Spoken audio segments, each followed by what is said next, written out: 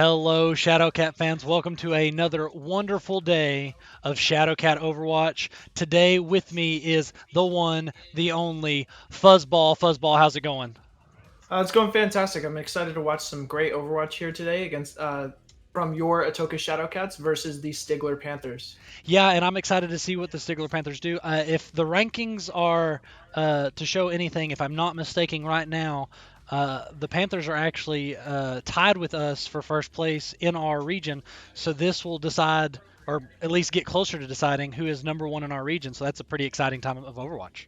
Yeah, a battle of the Titans, the best of the best going against each other, fighting for the division. Especially with the Super Bowl being yesterday, all of these big competitive placements are just swirling around in my head, and I am super excited to get into our first map of Overwatch, which is today is going to be Kings Row. So I like Kings Row. I think it's just like the match that a lot of people, or the map that a lot of people associate with Overwatch, but also it feels good to me. Like there's a lot of cheeky things you can do. There's a lot of high ground. There's just good positioning places that you can have a lot of fun on. Yeah, Kings Row is like a fan favorite in Overwatch because it is that hybrid map type where it has both point capture and cart progress, and then it has a little bit of everything that you want in a map. It has long sight lines, short sight lines, high grounds, more flatter areas. Just a really versatile map that usually favors those brawl compositions revolving around a Reinhardt, but also has enough variance where other things can be run as well. Um, for example, we see the Stigler Panthers are starting their night out with a brawl composition with the Reinhardt Diva Brig Lucio composition, which is a very interesting one. But meanwhile, your Atoka Shadowcats are opting to go for a little bit more of a spam. Now, this could be what we call a counter pick, where Atoka realizes that spam naturally counters brawl if played correctly. And if they play this correctly, should have a very strong defense here at the beginning of King's Row So as we are waiting I'm for doors to open. I'm a little worried because this spam composition that we see the Shadowcats playing hasn't worked super good for us in the past. It's something that we've been working on, so I'm interested to see how they handle this Stigler team with it. The biggest advantage I see is that Stigler is playing a Brig Lucio composition, which the only way it gets value is by running into the enemy team. But Spam is made to keep this space and not run into the enemy team. So this is where the Spam is going to have the most value because that Brigida specifically, Saber on the Brigida, will not be able to get as much value until they commit to Wing into something. Which right now, as we see, they're having such a hard time doing. Be pinned down at statue already 30 seconds by as Andy actually decides to engage onto the Stigler team, finding a pick on Monkey Boy on the Junkrat. First advantage for Atoka in this series. Um, Honestly, if you're Stigler here, you might want to go back to the drawing board. Your composition just at lineup does not get the advantage it needs. Um, while Well, they do still seem to be committing onto this. and you said that it's you've got to hit that W key. It's kind of scary when as soon as you walk around the corner, you see the subpar pocketed by the Mercy just raining down bullets. It's a scary time to be trying to push into that. Right, and speaking of which, it does look like Subpar is going to be one of the first ones with his ultimate online, as well as Malachi on the Lucio's beat. A very, very strong DPS dealer Subpar is for the Atoka Shadowcats, and especially slapping Blorgnart's Mercy boosted damage boost on top of it is just going to get a lot of value. As we see Bob come out from Subpar here, be able to get a couple more picks. And again, the picks are going in Atoka's way. Exactly what you'd want to see if you were a Shadowcat fan here. Yeah. As again, these fights seem scrappy and a little uncoordinated, not full committing from Stigler, which is what I would really like to see. Now, if I'm not mistaken, it looked like maybe the Junkrat and the Reaper were attempting to kind of push around, but it didn't work out for them. Yeah, Stigler looking for an opening, a play, but Atoka's playing this spam composition very well, trusting their sightlines and really pressuring out the enemy team. As we actually see Saber swap onto the Baptiste for Stigler, being able to get that self-sustenance, a very, very strong swap for Stigler here. It'll help them be able to force their battles a little bit better without having to rely on running into people like the Brigida did. This is going to have to take a little bit more coordination from Atoka to beat and be able to pressure out. As we actually see the Diva going on the high ground flank here, slow, walking all the way around to pressure Subpar. Subpar doesn't even know it's coming. But great communication by Atoka as the peel comes out. The boosted blade from Asian Andy, catching 3 actually, maybe a 4th. 3 with the Dragon Blade from Asian Andy, as once again, Atoka reigns supreme. And he's chasing down the Junkrat and just can't capitalize, but he does pick off the Diva. Yeah, and these staggers are really strong for Atoka as well. It's just that much more time that Stigler has to take to regroup and try to find a foothold for this push, as we're getting under a minute here for the Stigler attack on King's Row. A great showing so far, but we're starting to get some ultimates online for Stigler. And Asian Andy actually gets caught out by Monkey Boy on the Junkrat. The Bob coming out, subpar's second this round already. Being able to pressure out Stigler and keep that front line. The tire coming out from Monkey Boy. A big play is now when they need it to Markimus and Blorgnard both following as the H cover decides to commit the bongo, finding a couple to spam, finally causing people to fall. Hole committing the window here in a 3v3 fight, and Subpar meanwhile just firing away on the high ground, getting shot after shot, not being pressured by the enemy team. Almost close to his 3rd Bob already. And it looks like he's holding off point, not allowing for the Diva to stay on point to capture quick. This looks like the Shadowcats regrouping, getting there in time to fight on point. Yeah, a gigantic flex by Markimus, but Malachi's beat coming out as a 3rd Bob comes out. Subpar being able to pressure that out the entire time. The Blossom from Divine Rose being released, and no one touches the point on Atoka. Really unfortunate, because I do think that they will end up winning this fight, meaning that Stigler now has 2.5 minutes to play with the cart now. And it looked like the Bob got blocked right on the edge of point. So if only the Bob hadn't been blocked, I assume that the Reinhardt probably took the Bob to the face right at the edge of point, so Bob couldn't touch. Right, a really smart micro play from Spaghetti from Stigler, being able to pressure the Bob off of the point and make sure that they are able to force that point capture. Again, Overwatch is an objective-based game, so all of these things that they're doing all rely around the point. It doesn't matter that they lost the fight, and overall, Stigler gladly takes that fight since they captured the objective. Yeah, and it looks like the Shadowcats posting up here at the choke in an attempt to stop them from pushing any further. Yeah, and this coordination between Markimus and H-Cobra, the 2 tank lines for Atoka, being able to pull Rock and get a lot of spam value, constantly making it where Spaghetti on the Reinhardt doesn't feel safe to W forwards, is just getting so much value. As another tire comes out from Monkey Boy, the first thing that opened it up last time, Hole is here with the Immortality, though, saving the day yet again. And now popping the window as Stigler is finally being able to W out of this choke. Atoka having to give space and finding a couple of picks. Andy committing with the blade, but doesn't find anything. Monkey Boy shutting him down yet again. Monkey Boy finding a lot of picks for Stigler here, being able to get that space on the Junkrat with all of the burst damage that's coming out. And Stigler's just slowly taking this cart push that Atoka is giving them. Atoka overall is probably winning the fight, but knows they have to maintain space, and Stigler's using this perfectly by just continuously getting this one long fight where they can just use the cart as cover and push it forwards. Yeah, and we're seeing that the Shadowcats are being pushed back, but a lot of time is being wasted here. We've got 30 seconds left. We are almost at the end of point. I assume very quickly we are going to be seeing a plethora of ultis coming out. We've got Bob coming down again by Subpar, but we've also got Spaghetti. Oh, and there goes Malachi. I was about to say, and Malachi with ultis ready to rock and roll as well.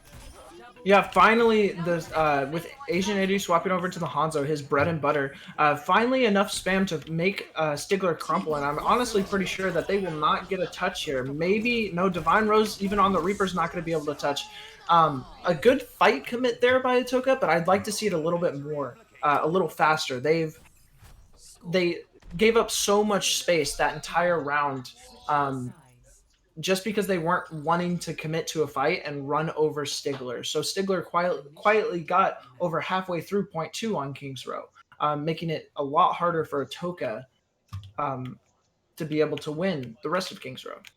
Yeah, and I think it was the whole playing a spam comp. You want to keep that space, but I think there's a certain time where you kind of have to try to get a pick and push in a little bit. Don't just give all of the space. Yeah, the thing that frustrated me the most watching the Atoka team there is that they had the number advantage. They were consistently in a 5v4 on second point, especially. And once you just have more people than the enemy team, you really can just W over them.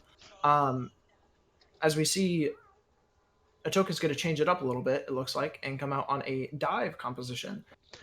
Interesting. A lot of coordination is required in these dive compositions. Um, Being able to communicate where you're jumping, who you're jumping on, and how you're going to pressure certain things. Meanwhile, Stigler coming out on the Mercy Lucio variant of their Brawl, keeping everything else the same. So a little bit less healing than last time, opting to swap off that Baptiste swap, which I still think is pretty interesting that they are deciding not to go with the Baptiste after showing they could already play it. And I believe they swapped their Lucio players as well. Well, and I have to say, you talking about swapping a Lucio, Blorgnarth hopping off of the Mercy and instead hopping onto the Ana, which being one of my favorite heroes and I think your favorite hero as well, and also Blorgnarth's. It's the hero that he likes to play the most. Right, yeah, we see a lot of more aces in the pocket from Atoka, actually rolling out on the classic brawl, it looks like. With Blorgnarth on this Ana, the hero he practices the most, and Hole actually picking up a Lucio, helping his team commit with speed. Agent Andy and Subpar, though, the dive DPS being able to pick apart the team, finding two each before this fight is cleaned up. A very good attack on point one from Atoka, recognizing how they won their comp and being able to roll over Stigler for point one and having a lot of time bank going into the pathways of two. And Andy here playing all the way in the Stigler backline, probably going to die for it, but maybe not. He's seems to be getting away, but very much causing mayhem in the Stigler backline. Right, Andy and Subpar during this entire attack have been using their mobility with great cohesion, both of them on flanker heroes, and being able to pick apart the Stigler team from the sides. Meanwhile, the front line of H. Cover and Markimus, and then being supported by Borgnarth, is getting a great amount of value as we see a Pulse Bomb come out from Subpar, an amazing stick, and then a commit from Andy. But just their cohesion on pushing the same thing at the same time and constantly giving pressure from all angles. It's really letting these two flankers do whatever they want in the backline as the front line slowly pushes forward. And without a lot of time burnt off the clock, it's a pretty good chance that Atoka just wins this thing. I don't believe that Stigler has the spawns to recontest, especially with if Borgnar touches the cart and makes it push a little bit further. Just that one push right now, kind of interesting. But still, a full cap from Atoka and a very, very clean attack after an okay defense is going to win Atoka King's Row. Yeah, and what we were talking about, we're seeing that they were pushing one on cart. Really, they would have won a little bit faster, but because of the aggressiveness of really both DPS and both tanks, and even Blorgnarth pushing up a little bit further to be able to keep them topped off. Oh, this blade! I got to watch it firsthand. So good. Yeah, no, a fantastic play from Asian Andy, looking for that blade to be able to slice and dice their way through Stigler on map one. As I will send us back to lobby really quick. Yeah, and You know, I like to see what's going on here. You talked about the cohesiveness, and probably if I was a betting man, obviously me and you can't hear that being in a completely different call, but probably the comms that are going on between Markimus and H Cobra. Being on that front line as a tank duo, making sure that, hey, I'm looking this way, I've got this, hey, these people are pushing into us, being able to talk about what's coming at them, and then also talking about, hey, I've got this ability ready to go, hey, I'm going to pull on the Orisa, those things going on probably are what allowed them to play so aggressive. Yeah, and not just with the tank line, being able to communicate with their flanking DPS and pressure the front line as those flankers come in, it really causes a lot of chaos for the Stigler team, having to worry about so many different things at once. For example, in King's Row, with the pushing front line, they decided to dedicate all their resources to the front line, which opened up Asian Andy and Subpar to just wreak havoc in the back line, getting, I believe, 4 or 5 picks in the first fight, those two alone, as well as catching the staggers, overall making about 8 eliminations. 8 eliminations is more than there is on a team, just to show how fantastic that first attack was. Yeah, Uh, and I have to say we've talked now about the DPS, we've talked about the tanks. The unsung heroes of that match has to be the supports. The Lucio after the first fight, Lucio boosts the team in, gets to point, and then has to stay on point to push it forward, while Blorgnar pushes forward and keeps their team topped off.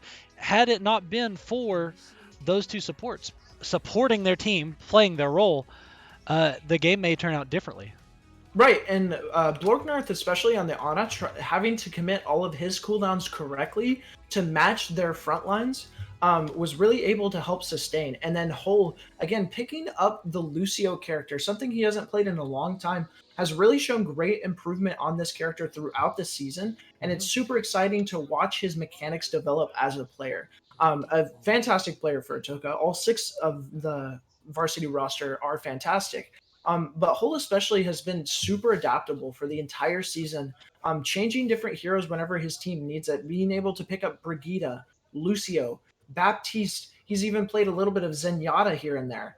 Um, it's just really fantastic to see teammates that are so flexible and being able to have such an effective role in those roles. As we go into Nepal here, a King of the Hill type map, we see that both teams are rolling out on a brawl composition. Stigler coming out on a Symmetra brawl composition, which is a very popular variant on Nepal Village, with the point being so boxed in. Meanwhile, Atoka is taking their Doomfist, which got a lot of value from the first game, and saying, you know what, we can commit with this. Let's look for our opening. As Atoka is going to decide to commit on point before the turrets come up and be able to just wipe through Stigler. Stigler not being able to get that, what is called a microwave, up onto point with the Symmetra turrets, just got a lot of value and was able to clear through the entire point with ease. And again, that's that Lucio speed being used correctly with Hull's amp call, being able to boost her into the enemy team and just go was really, really fantastic. As again,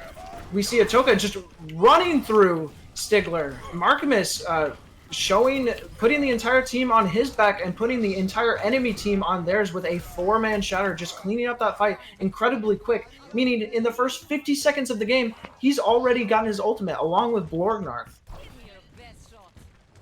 And I talked about the spam composition being something that the Shadowcats have been trying to hone and make better.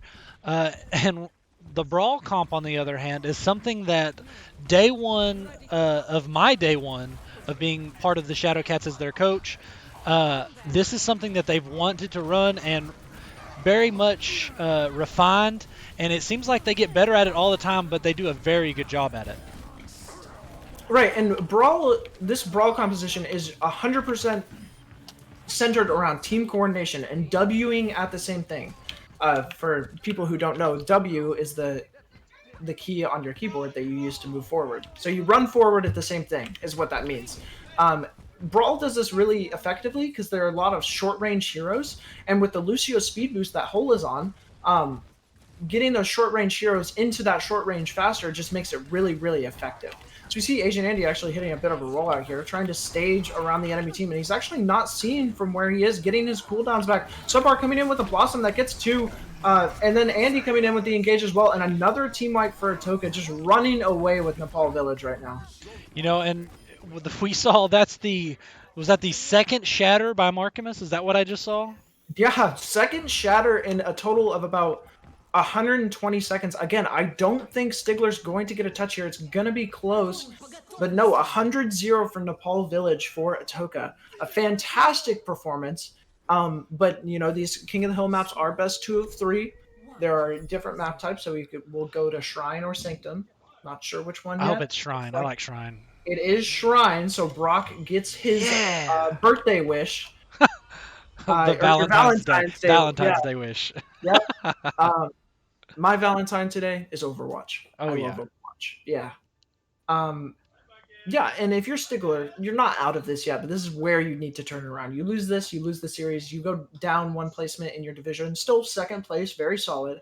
But if you're Atoka, this is where you need to focus up. Yes, you've had advantageous fights to this point, but you need to make sure you close the deal and that you get all of your value you need to get and be able to go away with a win. For sure. And they quickly get to the point you see here with that speed boost. And so now they are taking the fight to Stigler on the opposite side of point.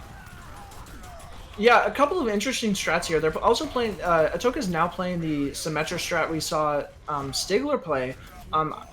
With Andy actually flanking on the Symmetra, a very interesting play. But meanwhile, Spaghetti is just going to be able to walk all the way to Blorgnarth and get that kill. Getting a couple of pressures, but the trades are going back and forth slightly in Atoka's favor.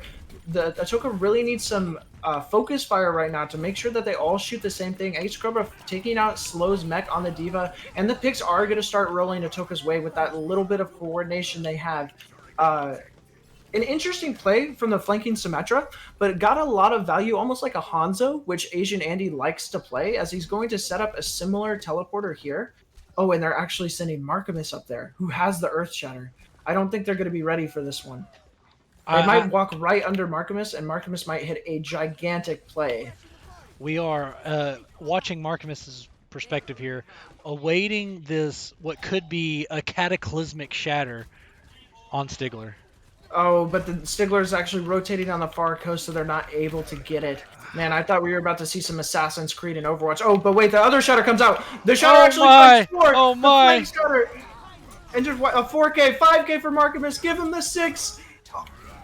Oh, and the Atoka sadly whole. did not give Markimus the 6K, but a Oh, very beautiful play by Atoka. The coordination with the teleporter, just lovely. and I love that. So we saw the Shadowcat set up for one plan.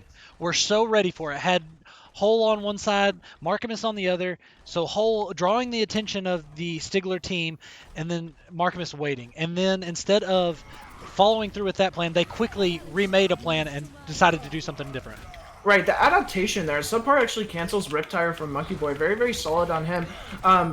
The ultimate's coming out for Atoka, as I believe this is going to be another fight win for Atoka. But the way to adapt and overcome whenever things don't go perfectly is an amazing thing to have in Overwatch, and something Atoka has honestly struggled with in the past, being able to change things on the fly. So seeing that call and being able to change things that quickly, as Markimus actually does have the original teleporter spot set up, as well as Blorgnarth on the Ana, looking for another play. And you say that as I just realized Markimus with another shatter up there as well. Right, being able to run through the enemy team, looks for a shatter, finds two, actually cancels B. Oh no, he doesn't cancel B. I'm sorry, but he But he actually does does he cancel does B. cancel B. Uh, Are you seeing through time right now, Fuzzball? yeah, I just understand the game so well. As Markimus pins the bomb and actually kills 3, kind of a little bit of a silly play here. And this is what you have to worry about if you're an Atoka fan, is that they get a little too caught up. I don't think it'll be an issue, but that's where you can get carried away and accidentally throw games. Um, Just from my perspective, all I hear is this eruption of laughter from all of them because Markimus pinning the Diva Bomb actually killed 3 of the Shadow Cats. Right. Yeah. No. A fantastic play. This is the adaptation. As we see the teleporter come out, no one on Stigler seeing it, and just an amazing cleanup. Perfect. Like amazing Ryan mechanics. Genuinely, Yes. being able to just once, like I said at the beginning of that round, put the team on his back and put the enemy team on theirs. Really, just a fantastic showing from the tank line that game, and that was partially enabled the from the supports and the DPS. The DPS had their fun on Kings. Definitely got the most value, I would say. Yeah. But on that second map, on Nepal, the supports, the rotations, and the tanks are so important in cohesion. And not saying Subpar or Andy didn't do their part on those controls, but that coordination between the supports, Blorgnarth landing those big nades on Ana, being able to pocket his Markimus and let Markimus do the thing he did. Same with H Cobra, just getting all that value. Really fantastic showing from Atoka today. If you're an Atoka fan, which I'm guessing a lot of you are, and you see this performance against the other Titan in your division, you have to be ecstatic. Truly wonderful performance from Atoka today. Yeah, and I'm excited to. We've still got a couple of games in our division. Things could change, things could swap up, but I just know from. I think this is week 4 or 5. I get lost in what week we're in, but that did look like the second best team. Now second best team. Before the match, we had no idea, but that was definitely the other Titan in our region, and that's exciting because now it's getting our mindset to our next game. No matter where we're at, we have to prepare for our next game. But it definitely puts a good feeling in your stomach to know that that was the number 2 team now. Right, it's fantastic to see results like that, especially as uh, one-sided as they were. Really, just a dominant performance from Atoka from start to finish. Also, a great win if you're an Atoka player. Yeah. Great morale boost, being able to wipe through the other big team in your division really gets you set up as we get closer and closer to that postseason. Where I believe last year, Atoka finished 4th in the state. Am I No, incorrect? I wish it was that high. We finished about 8, 7, somewhere right in there. Definitely not Well, top 4. Top 8 is accurate though. okay, top 8, which is still fantastic. There are a lot of schools in Oklahoma, and Yes. especially going up against all the bigger schools in Oklahoma as well. Hmm. Very fantastic, and I think they'll do even better this year. Yeah, and I'm excited to see where they go. I think if these guys keep up the work that they've been doing, because they are here in the dojo, they play at home, they are working hard every day to get better. And I know that they've reached out to some of you OSU fellas to help give them some extra pointers and to help them out. And I surely appreciate all of you. And I think that if they keep working like they are, we can really see them do something this year. Yeah, no, they're fantastic players, fantastic students, and Hmm. fantastic people. And I know, speaking for myself and a couple of the other OSU students that helped them, uh, I we really do believe they could go a very long way. Yep. Well, I hate to cut us short because I know that I'm sure you've got stuff to do and I've got a Yeah, couple things to do, but we want to thank all of you at home for watching. Make sure you follow us here on Twitch. That way, anytime we go live, you know about it. Also, you can go and look at the Atoka Public Schools YouTube page and Facebook pages. We post there all the time, so that way you can know what's going on. Um, Tomorrow is Middle School Rocket League Day. We have a Middle School Rocket League game against, I can't remember. I'm sorry. I can't keep up with it. It's at 4:30 though, and we will see how the middle schoolers can do against the team they're playing against. They took a little bit of a crushing defeat last week at the hands of the Central Tigers, but I think this week they can. We've been working on a couple of things and been talking about some stuff. I think they're going to come back stronger and ready to rock and roll. But also, don't miss out because there's also middle school Overwatch coming to you this Wednesday, and it's a little bit special because we're actually traveling to Harmony to play against the Harmony Bulldogs. Now, the other thing that's cool about this is you actually won't see me casting.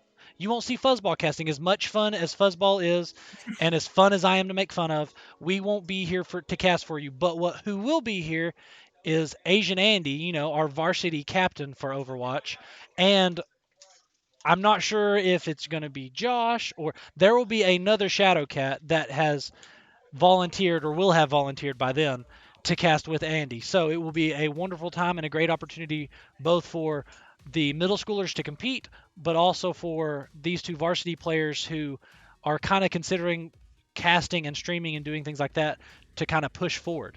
So it should be a good time. Fuzzball, I want to thank you so much. I know I contacted you last minute, and I thank you so much for being here and taking part and casting with me. yeah, of course, I love it every time. Fantastic community that Atoka is. Thank you, sir. And with that, I'm going to tell all of you have a wonderful night. Make sure that you come to the basketball game tonight, and make sure you tune in tomorrow and Wednesday for all the other Shadow Cat esports. And remember to always be a good sportsman because that's the Wampus Cat way. Everybody have a wonderful, wonderful night.